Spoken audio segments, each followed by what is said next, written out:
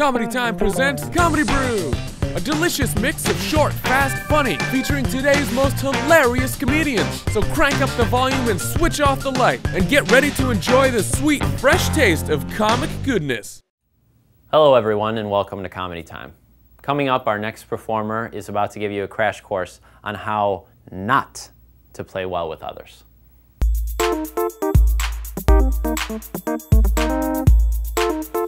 I'm somewhat new to LA. I live in Hollywood, California, which I like Hollywood. The biggest difference between where I'm from and what I notice about Hollywood is in how much you can receive for returning lost dogs. People are crazy about their dogs in Hollywood. It's thousands of dollars, the rewards. I saw a poster at a coffee shop once. It said, lost dog, reward, $5,000. And then underneath that it said, no questions asked. I think there's going to be some questions. Otherwise, I know what I'm going to do. I'm going to find the first animal I see on the street. I'm going to bring it to these people. Like, what is that, a cat? That sounds like a question, actually.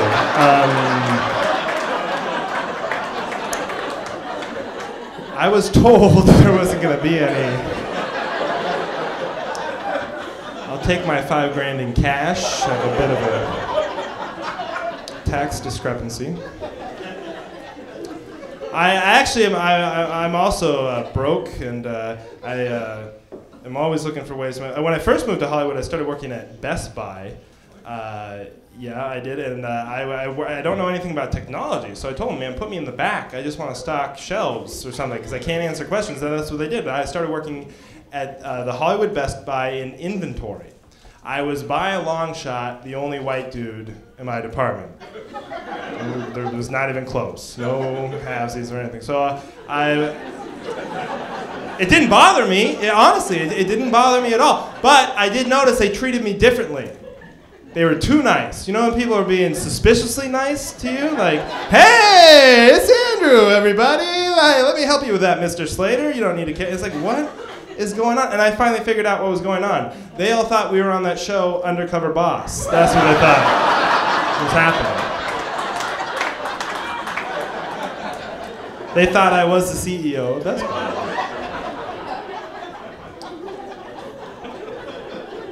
Which is understandable. I do look a little older than I actually am. I'm 26 years old. People usually guess about 5 years older than that, like 30, 31, which is fine. It doesn't, you know, I'm okay with it. But what I want to know is, when did that happen?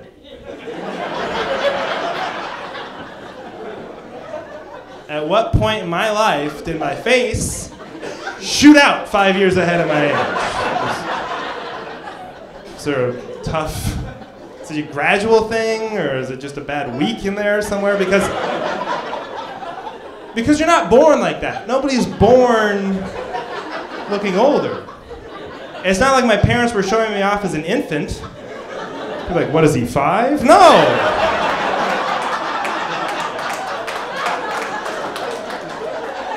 He's 6 months. Yikes. What does he smoke or something? He looks like hell for baby. Keep that kid out of the tanning booth.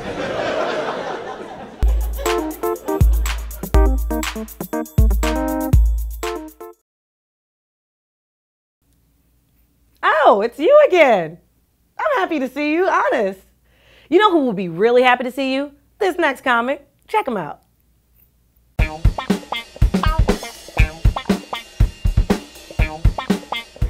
Being black, so I'm glad I'm a black now, because you know I was thinking about this, because a lot of people look at me like I work out, but I don't. No, I know white people say, dude, what do you do? What do you do? I do what I call like descends. Like I descended from slaves. That's why I'm built like this. Seriously, because here go my ancestors, right? Because back when like the slave was going on, it was like one slave came up to my slave, like, you know, Kunta Montenegro. I don't know what his name was. Whatever.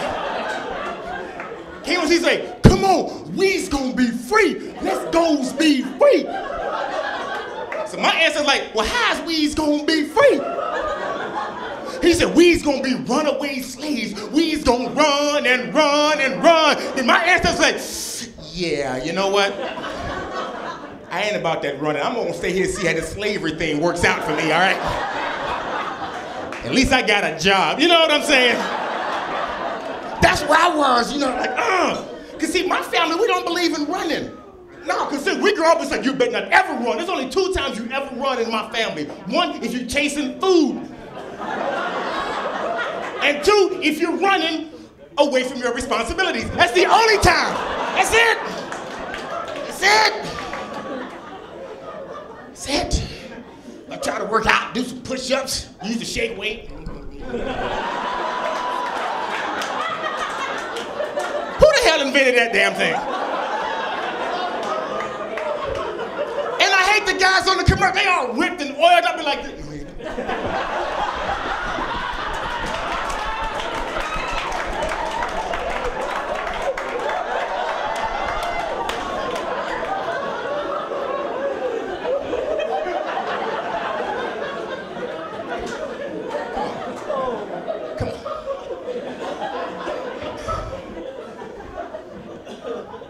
And me personally, I'm all for the use of steroids in professional sports. I'm all for it, yeah, I'm sorry. I never understood why people say, and they call them performance-enhancing drugs. It's basically a drug to enhance your performance. Why is that illegal? Like in porn, when chicks go get boobies, that's a performance-enhancing drug. Or they get their lips done. See, that's what I don't get about steroids. See, I want steroids. I want a guy that's like 6'13". I don't care.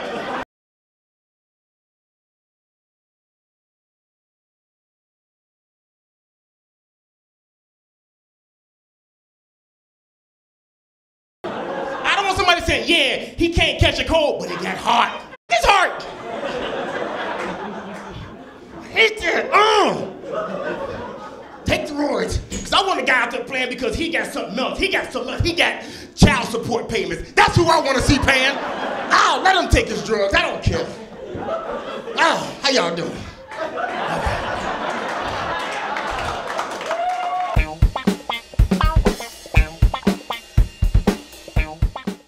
Hey guys, welcome to Comedy Time. My name is Zoltan, and I want to thank you for watching us. But after you see this next comic, you're going to be thanking us. And one last one just for fun.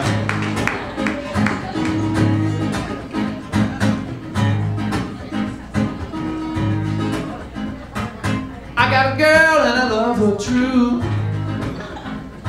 Long legs that turn my gray skies blue.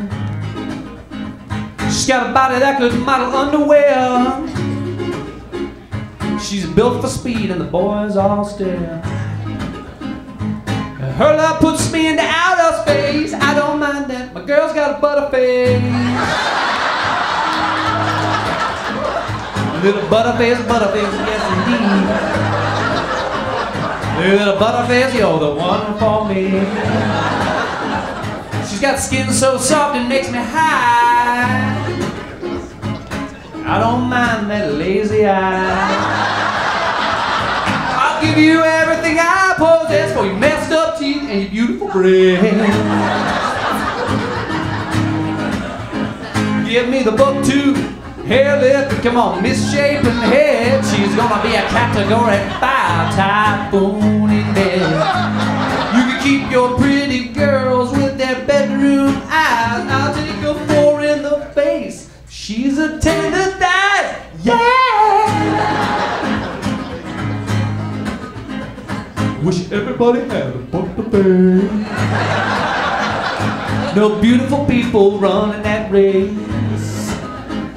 You feel pretty good walking out your door. There'll be a lot more loving and a lot less war. You find yourself a happy place. You go out there and bag yourself a butterface. Oh, my little butterface, you're mine, all mine. I love the way you look, honey, from behind. I'm glad I followed you home.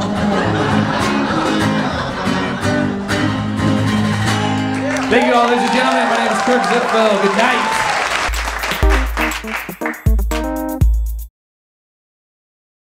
Hi, I'm Mary Patterson and you're watching Comedy Time. I heard this next comic is packing heat. I also heard he might have a gun, so let's just listen to the jokes and everybody should be fine.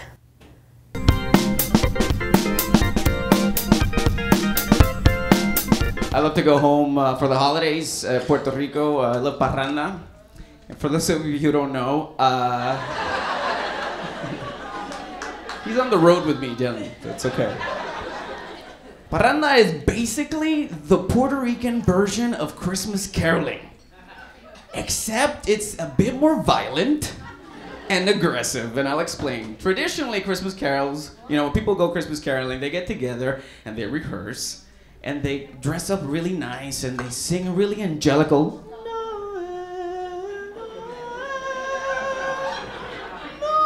I can't go that far. And they have candles, and sometimes they have bells. Boom, boom, boom, boom, boom. And then they go to people's houses and they sing, and then the family comes out, and they share eggnog, and the father hugs the child. It's a beautiful thing. It's a beautiful thing. In Puerto Rico, it's usually just a bunch of drunk people with pots and pans. That's as best as I can describe it. I mean, you can have instruments if you want to be fancy, but pots and pans will do just fine. And they get together at 2 in the morning, super drunk. Go in front of somebody's house, they get all quiet, and the first thing they yell out is, "Asalto! Boom, boom, boom! Alegre vengo de la montaña de mi cap." Oh, and it gets better. Yeah, because at that point, the owner of the house is then culturally required to wake up. Let them in while they're still banging on the pots and the pans. Feed them all the leftover food that they have. Give them all the booze that they have. And at the point at which the resources are depleted, they forcibly grab the owner, take him to the next house, and repeat the process over and over and over again. And that's parranda. And that's awesome. That's awesome. Yeah. Yeah, but you try doing that in the United States, you're gonna get shot. Asalto! Warning shot is what you're gonna get. First of all, sir, asalto, if I may, literally translates to assault, which is not the friendliest thing you could be yelling at somebody at 2 in the morning. You either get shot or somebody's gonna call 911. Hello? Hi. I have reason to believe there are some Latino thugs outside of my house. Well, sir, they yelled assalto. I Googled it means assault. Yeah. So, please bring somebody. SWAT team, police. I'm just really scared. Please. And that's why I think if this is ever gonna take off in the United States, all we need is some parranda workshops for the 911 operators. Boom, that way they can identify the situation early on and they can figure it out. So the next time, hello, like, ma'am. All right, just relax. Let me ask you a few questions. Do they have pots and pans? Did they yell assalto by any chance? Ma'am, relax, they don't want to hurt you. No, they just want your food and your booze. That's it. Yeah, I know. Well, I'll walk you through the process. Just go downstairs, grab the food from the fridge. No, you don't have to reheat it, it's fine. They don't care. That's fine. Set it on the table, and grab the booze and put it on the table. Now go to the front door and open it up and just let them in. No, I can hear them still banging on the pots and the pans, yeah. All right, man, they're just gonna have some fun, they're gonna be loud, and you should be fine, okay? Oh, and before I forget, once they're done eating and drinking everything, they're gonna cut your face. Guys, that's my time. Thank you very much. I'm Carlos Santos.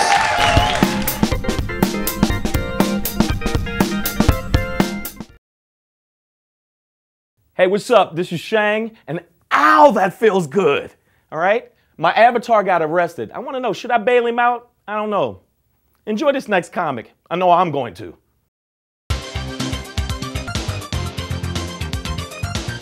Plus, I grew up around a lot of white people. So now as a result of that, little things in me have started to change. Like lately, I've started to get nervous around certain black people.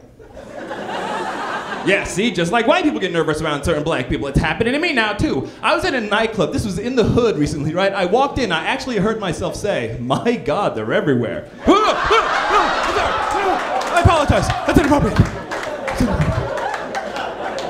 Yeah, I can't blend into the hood. Me trying to blend into the hood is like C-3PO at a Wu-Tang rap show. Just don't mind. It's just a ghetto. Please, where's Master Luke? I don't know why I did that, but...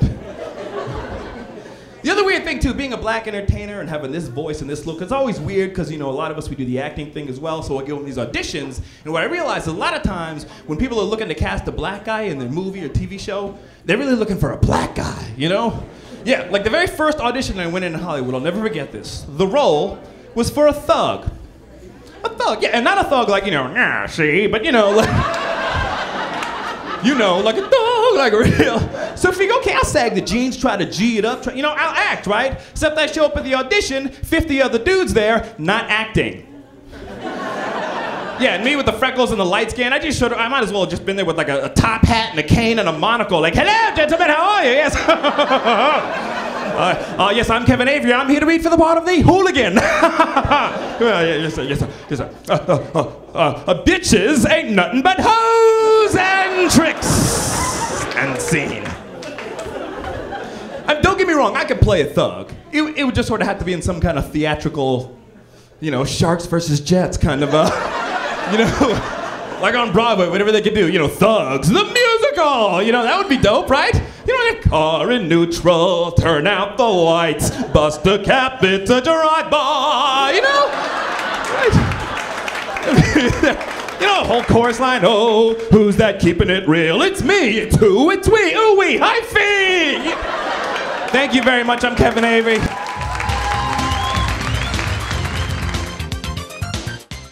Hey, I'm Suna Bilstead for Comedy Time.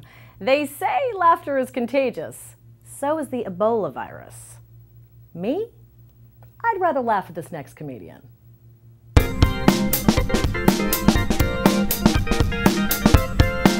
I believe in a very strict curfew. My kids have to be in at 10 p.m. every night. Saturday night, my son came home 20 minutes early. I know, I was like, Jamal, I'm gonna have to ask you to leave.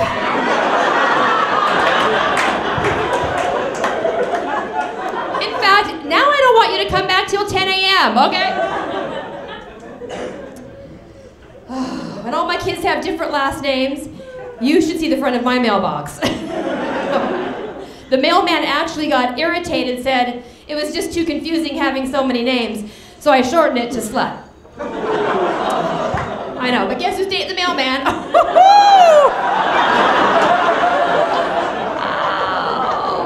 When people find out I'm dating, they always, you know, how do you have the time or energy to date? I just lay there. It's really the only time I get to relax. Oh, I love dating, but it's hard to find a man. Orange County, I'm trying to find the, you know, not a lot of brothers out in Orange County, and then I got excited, I heard Big Brothers of America, I thought it was a dating service.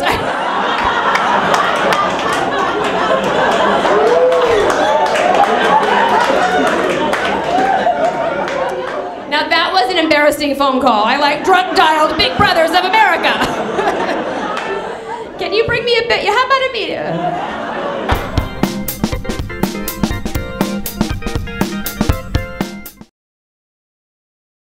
Hey, thanks for watching Comedy Time. Our comics seem to only get better with age. They're like fine wines, minus the alcohol buzz and the oaky finish. Enjoy your next comic.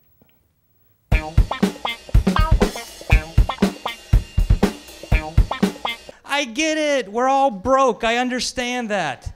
I'm a comedian. I'm really broke. I don't have spare change. I have spending change. That's what I go out with.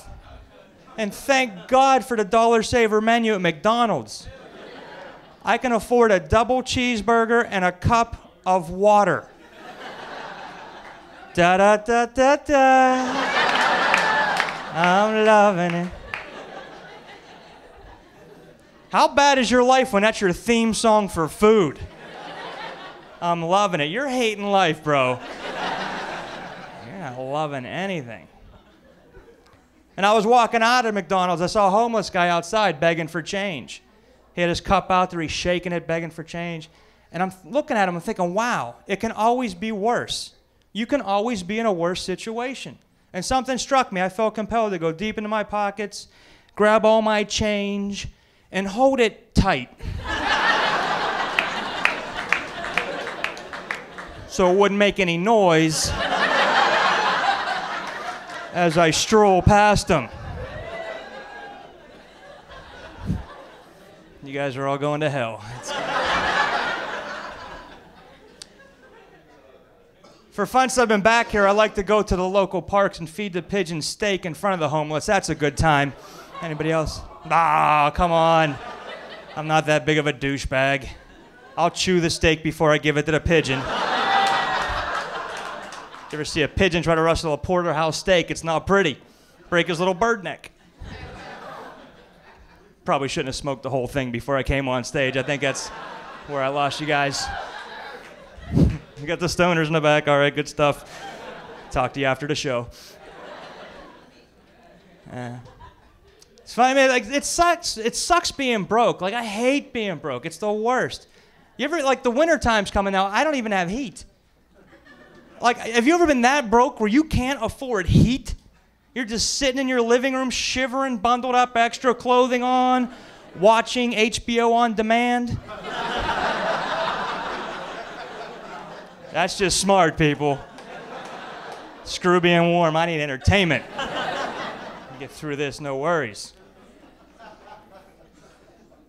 Worse than that's the gas prices. I was driving through Beverly Hills and my gas tank was just on E. The gas light's on, and I see this 76 gas station, $4.99 a gallon. $4.99 a gallon. That's ridiculous. And I did something I haven't done since high school. I put $2 worth of gas in the car. You ever do this? You ever, like, your gas light's on, you put $2 in, your gas light's still on? Just mocking you and laughing at you?